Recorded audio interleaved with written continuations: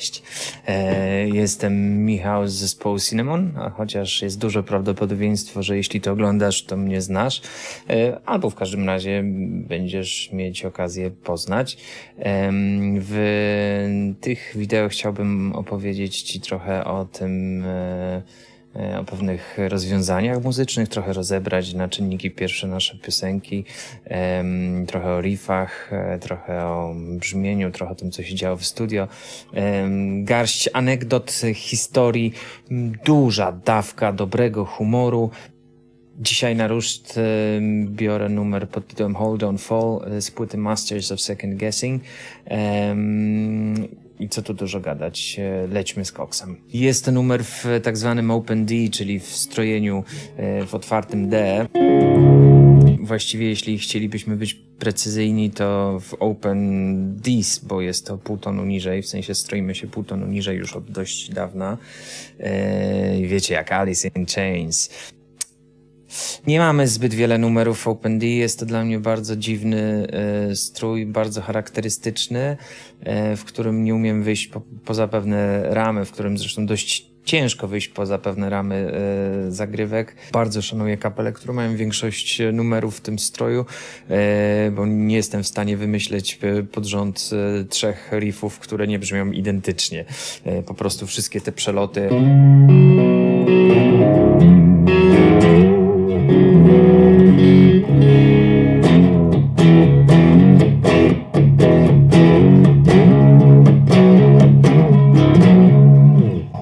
Przeloty brzmią po prostu tak samo. No niemniej jednak Hold On Fall udało się zrobić w tym stroju. Był nazwany roboczo numerem genesisowym. Bardzo często nazywam numery od kapel, z którymi nam się to kojarzy. Chociaż szczerze powiedziawszy nie umiem powiedzieć, z którym numerem konkretnie Genesis niby miałby się ten numer kojarzyć. Bardziej chyba z Floydami i z ich numerem Run Like Hell.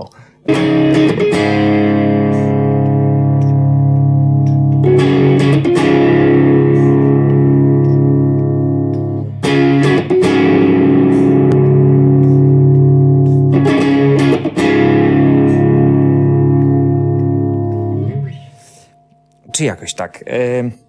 Początkowo ten numer robiłem na gitarze akustycznej, siedząc, tak, pamiętam to, siedząc na łące gdzieś w Murza-Sichlu. Mój Boże, jaka to romantyczna historia, na podróży poślubnej z moją żoną. I ten riff wtedy gdzieś wszedł mi w głowę i już od jakiegoś czasu i gdzieś na tym akustyku próbowałem go zrobić. Był grany palcami bardziej w tym stylu.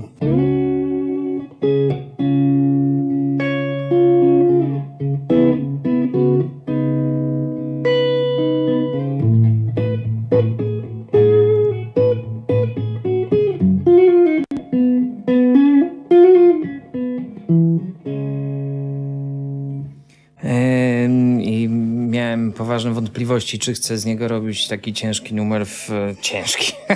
Nie wiem, czy on jest taki ciężki znowu, ale wiecie, w Open D. Miałem wątpliwości, czy robić go na przesterze, żeby właśnie nie zrobić z tego jakiegoś takiego super standardowego Open D brzmienia. Ale w końcu jakoś się przemogłem. Natomiast pamiętam, że miałem bardzo duży problem nawet jak już powstał ten główny riff, to miałem bardzo duży problem z tym, żeby do niego dorobić jakąś formę zwrotki. Wszystko, co wymyślaliśmy, a pracowaliśmy nad tym numerem strasznie długo, wszystko, co wymyślaliśmy, było po prostu strasznie rockowe, tak hard rockowe, nie wiem, Bon Jovi hard rockowe.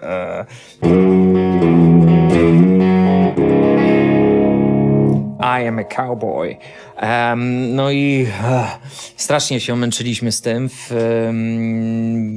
próbując dziesiątek podejść i dziesiątek wariacji tego riffu. No i w końcu zostaliśmy z czymś, co znacie z płyty, czyli...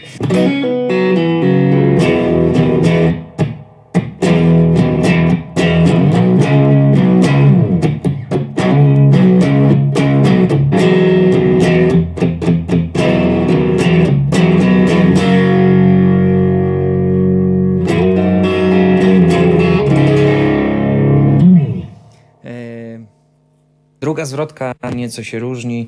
Intelektualnie nie jesteśmy już tak sprawni jak kiedyś, więc przysparza nam dużo problemów pamiętanie o tej zmianie w drugiej zwrotce. Druga zwrotka kończy się nieco inaczej.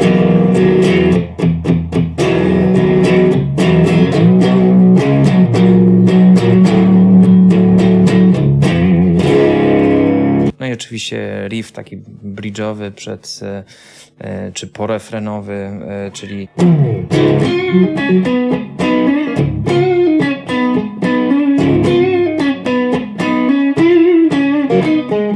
no i jest bridge, który jest dla mnie takim... Tu chyba była ta część genesisowa z wejściem na bębnach, która pewnie się kojarzyła bardziej z Philem Collinsem i z In the Air Tonight. I tutaj też jakby podjąłem tę decyzję, żeby połączyć tą wczesną akustyczną wersję z wersją elektryczną i użyć tam palców. Zawsze w trakcie grania na żywo przekładam tam kostkę, mam ją schowaną w ręku i gram palcami.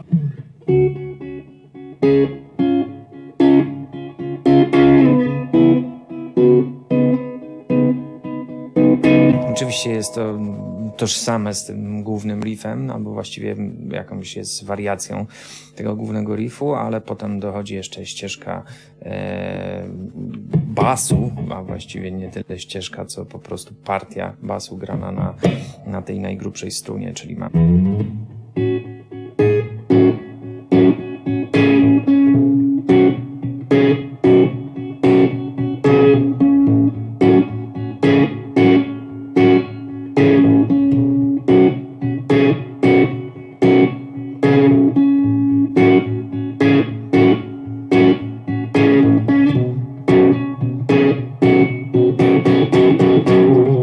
To jest to miejsce, gdzie są właśnie te tomy a la Phil Collins. Nie szczególnie są a la Phil Collins, ale tak nam się skojarzyły. Co zrobić?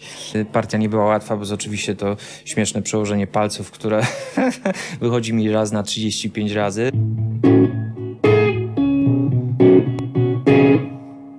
Na końcu jest fantastyczne przejście na bębnach i przechodzimy właściwie na taką kodę. To przejście też dla mnie kłopotliwe, bo przejście z grania palcami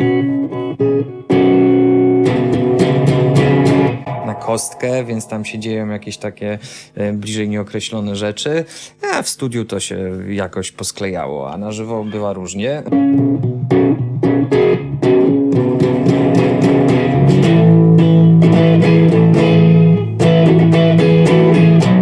Czasem dopiero tutaj jestem w stanie kostkę przełożyć z dłoni do palców, ale nie szkodzi. No i jest koda, która idzie tak.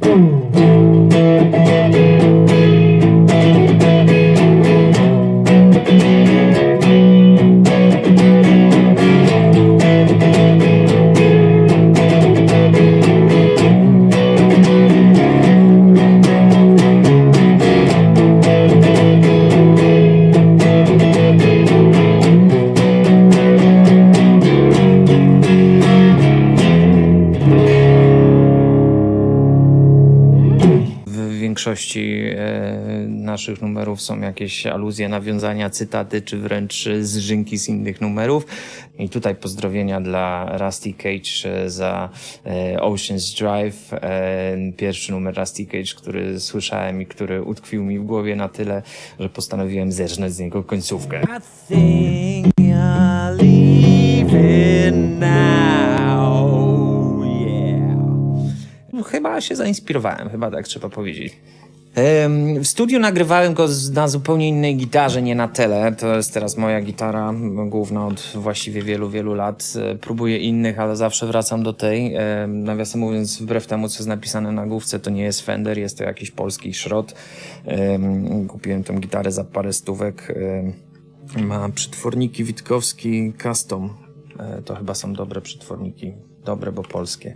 Nagrywałem natomiast na innej gitarze, na Ibanezie Jet Kingu, innej swoją drogą też całkiem taniej gitarze. Nagrywaliśmy ten numer na setę, właściwie z dogranym dublem gitary, na setę z małą pauzą na bridge'u, właśnie tam, o której wspominałem, gdzie muszę przełożyć najpierw z kostki na palce, a potem z palców na kostkę, więc tam był numer klejony, z tego co pamiętam.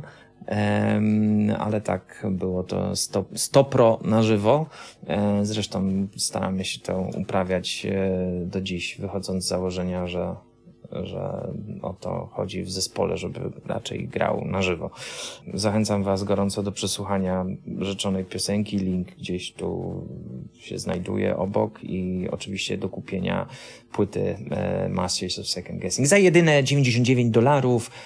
Nie, szczerze mówiąc nie wiem ile kosztuje, ale jest na winylu, na Chodzą Słuchy Records, więc tam polecam, link też gdzieś tu w okolicach. Teraz też jak już wiecie jak się ją gra, możecie śmiało próbować przysyłać covery, zrobimy konkurs bez nagród. Dziękuję, do zobaczenia w następnym odcinku przy następnej piosence. I sure hope it'll get you.